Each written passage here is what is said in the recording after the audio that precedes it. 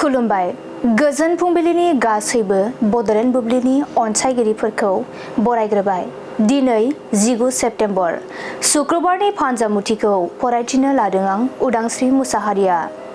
फान्जामुथिनि गिबियाव दं मेष राशि। जेरावखि थाङा सुथुरखौ लोगो मोननो हागौ। सुथुरा नोंथांनि खहा खालामनो हागौ। बृष राशि। नोंथाङा मोजां खाबुफोरखौ मोननायाव आन्दायनांनो हागौ। गोसोखौ गाज्रि मोनगोन। मिथुन राशि।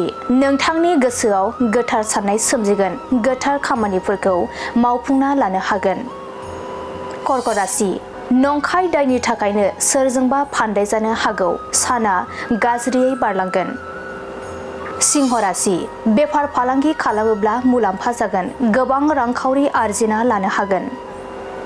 कन्या राशि। सानै आंगोनि गेजेराव गिदिर दावराव सोमजिनो हागौ। सोमोन्दो नागारलायनाय जागोन। तुला राशि। नोंथांनि जिउनि थांखिया जाफुंगोन। बयजोंबो मान होजागोन। वृश्चिक राशि। गोबावनिफ्रायनो नाजानायनि गिदिर बान्थाखौ मोनफुंगोन। नखराव बयनिबो रंजानाय फैगोन। धनु राशि। नोंथांनि साननायनि बेरेखा जागोन। गोसोखौ जोबोरैनो गाज्रि मोनगोन। मकर राशि। लोगोथिनि गेजेराव हेंथा सानलायनाय सोमजिगोन। लोगोथिनि सोमोन्दोआ गावस्रालांगोन।